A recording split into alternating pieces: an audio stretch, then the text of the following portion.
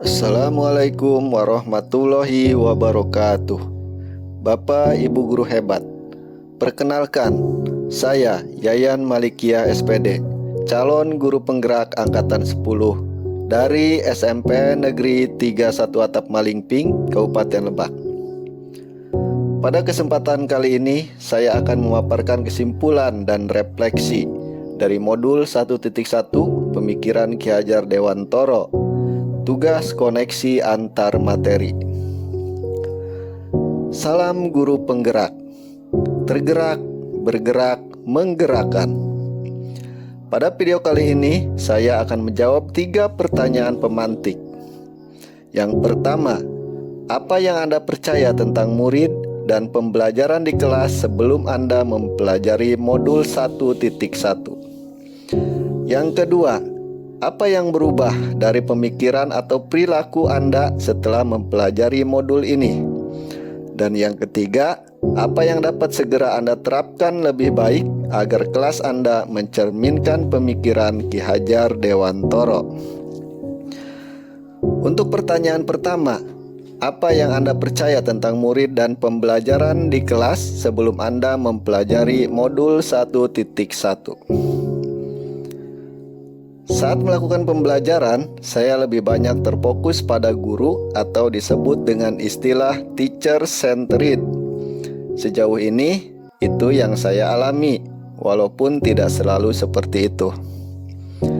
Yang kedua, guru kurang memahami karakter murid.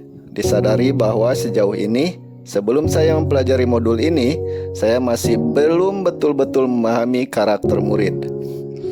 Dan yang ketiga, ketika melakukan pembelajaran di kelas, fokus pembelajaran lebih ke arah tercapainya materi dan KKM, di mana aspek kognitif murid lebih diutamakan. Dan yang keempat, motivasi belajar murid masih rendah, sehingga murid cenderung pasif. Berikut ini adalah gambaran saat saya melakukan pembelajaran sebelum saya mempelajari modul 1.1, di mana di sini terlihat jelas pada saat melakukan pembelajaran masih banyak terfokus pada guru. Murid lebih banyak mencatat dan mendengarkan apa yang saya sampaikan. Mereka lebih fokus pada memperoleh pengetahuan, tidak banyak kegiatan-kegiatan para murid yang lebih terfokus pada siswa. Lalu apa yang berubah dari pemikiran atau perilaku saya setelah mempelajari modul ini? Yang pertama, saya mengubah mindset atau pemikiran saya.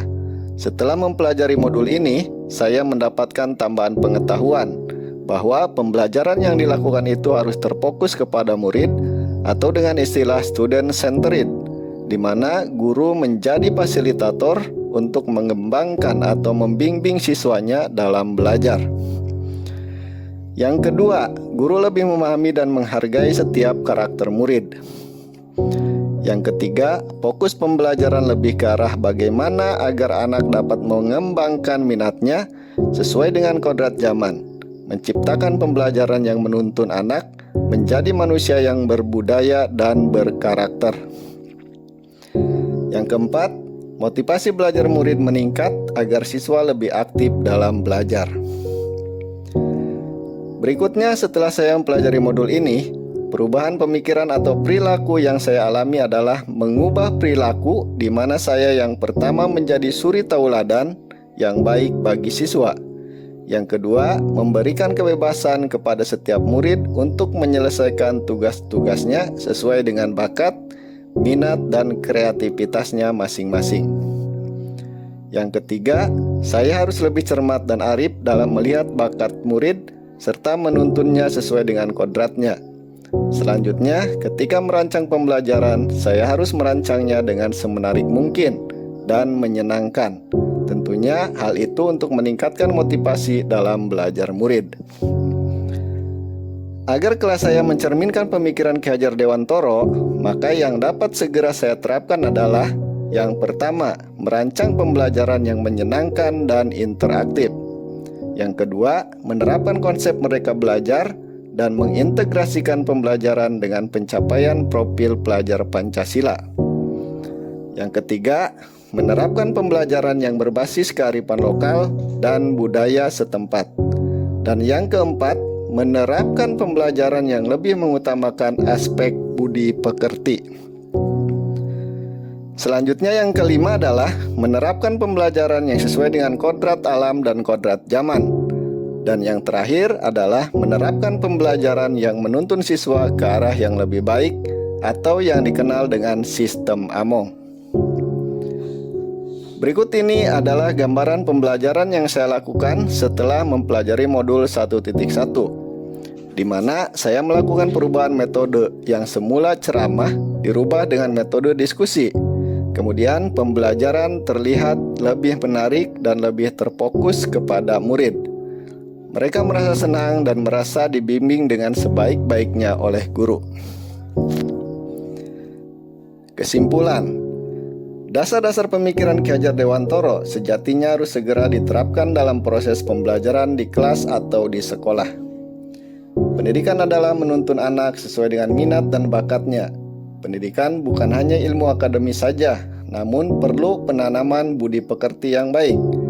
Sejatinya pendidikan adalah berhamba pada anak.